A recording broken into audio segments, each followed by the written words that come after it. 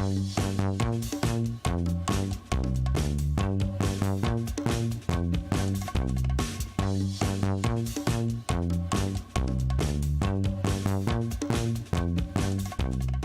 everybody.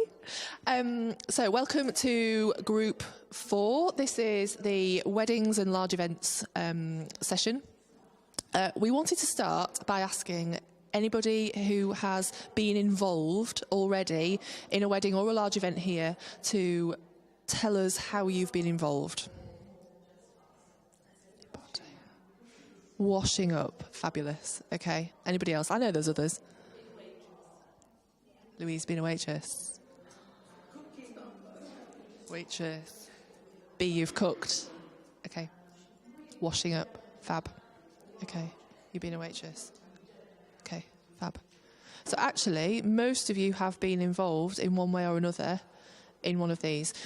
We're probably not going to tell you a huge amount that you won't already know, but we wanted to recap on this information and take the opportunity. Helen's going to run through a little bit about the vision of what we do when we host a wedding, and also some of the roles. So you'll have just shared a few of those roles already, but we'll recap on all of the roles that could be involved. And then we've got a very short interactive session to end the discussion. So I'll hand you over to Helen. Okay. So what we're trying to achieve with putting on weddings and other kind of similar events as a hospitality team, it's about providing a really high quality service and as if we're doing it for family.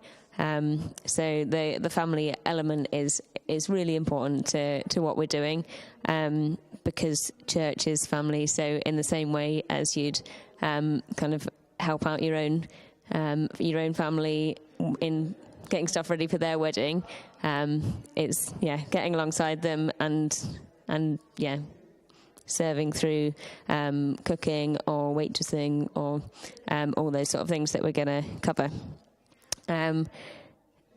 So, but with it being about family, it's not that we'd provide a kind of second-rate homemade service. We're about providing a really high quality service for the people that we're serving. So like Jesus turned water into wine at the wedding, he was providing the best that he could, and so that's what we're trying to achieve as well.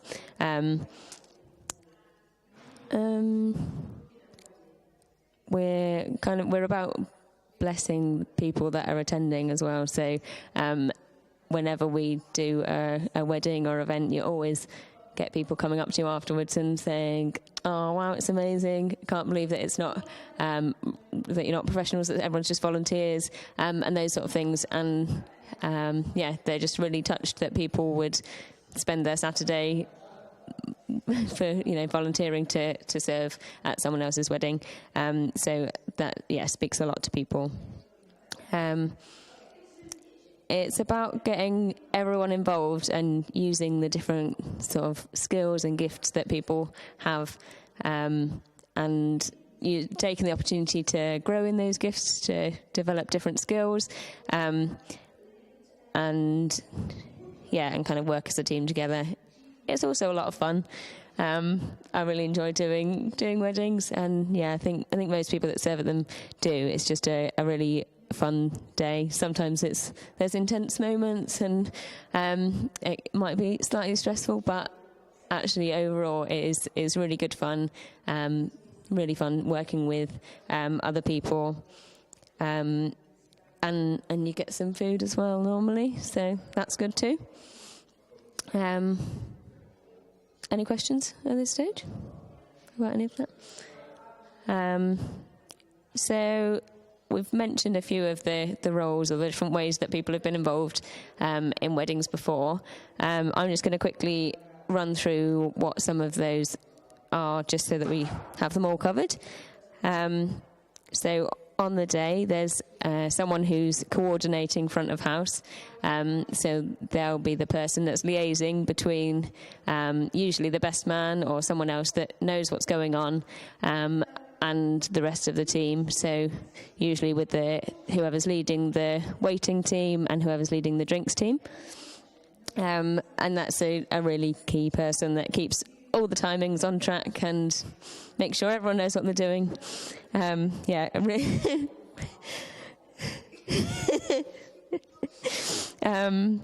So yeah, that's a really key role and makes everything run smoothly.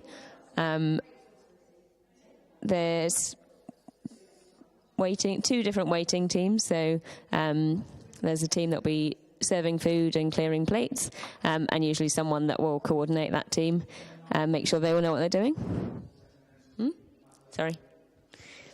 And then there'll be a drinks team and someone leading that team as well. So that is just to provide that extra special service, because everyone can pour their own glass of wine, but it's really nice to have someone else pour it for you, or to check that your table's got some water and those sort of things. So yeah, it's about providing that extra service to them. So those are the front of house teams, but also a lot of it goes on behind the scenes as well. So there's a team in the kitchen that will be cooking and prepping, usually on the day and often the day before as well.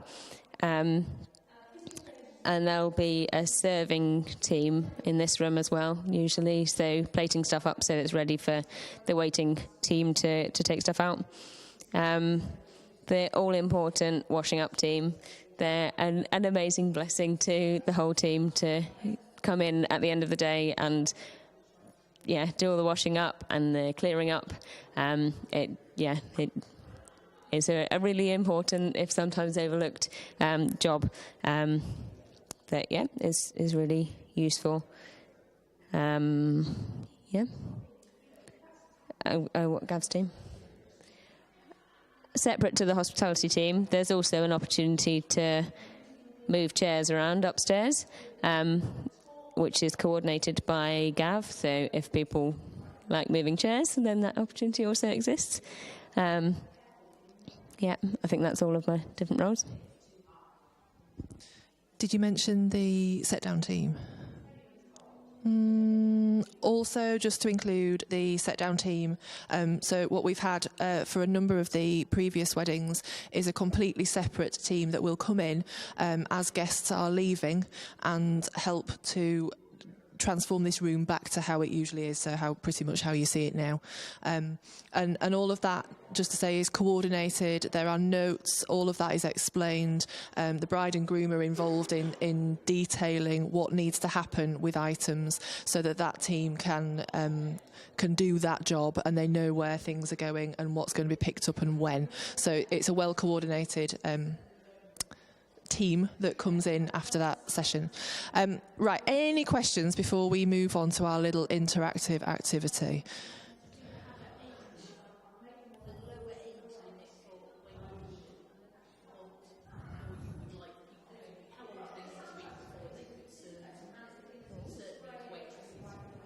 Really good question, and we've not been asked that yet this evening. Are we allowed to say that on the camera? I don't know.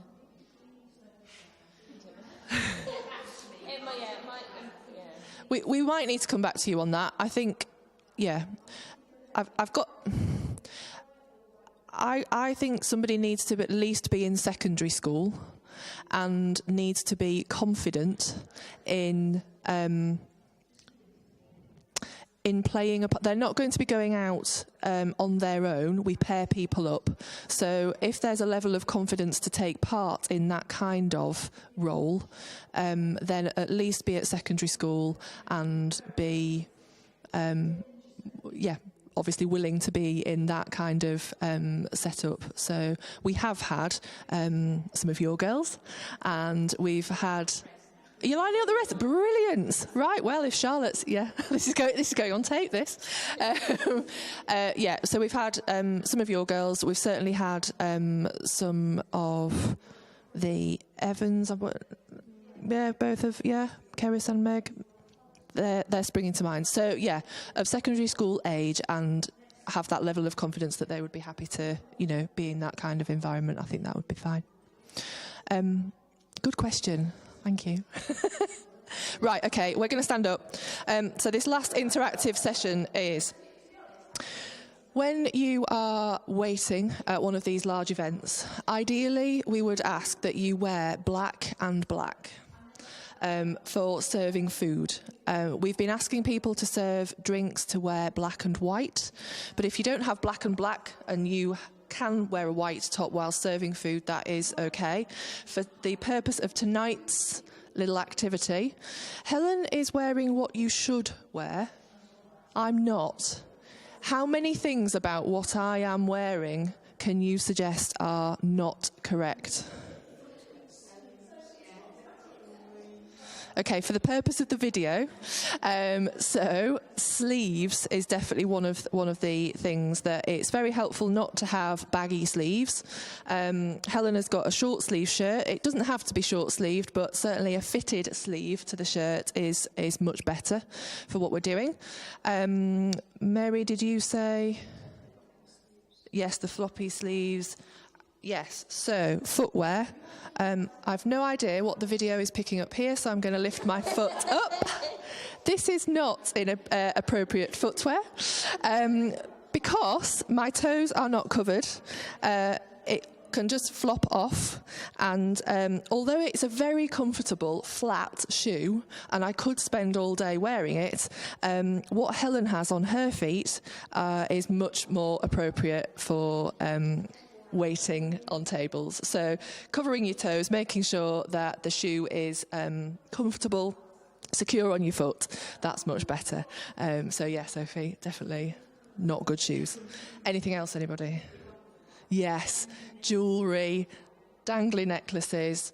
I've got ties on this shirt, that's not good.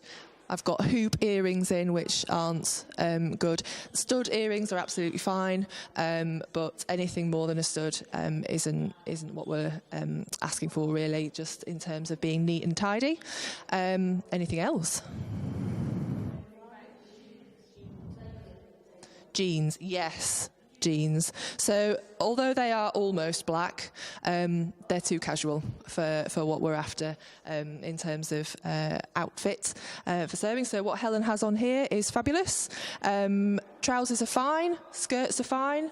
Like I say, black and black if possible. Black and white is also okay, but definitely the more smart trouser rather than jeans is great. There's one more detail. Yes, nail varnish. So we do ask for health and safety, really, and health and hygiene, that no nail varnish is worn, and particularly, no nail varnish, nothing like this vivid pink. So they're the sorts of things that we're asking for if you are wanting to take part and wait or waitress at one of these events. Oh, Bryony, yes, hair. So I cannot tie mine up in full at this length. I might be able to pin it back so that it was neater and more out of my face. But if you have hair that's anything like the length of Helen's, tying it back as Helen has is perfect. Just keeps it neat, out of the way, and secure throughout the time that you would be serving. So yes, hair. Thank you. Forgot about hair as well.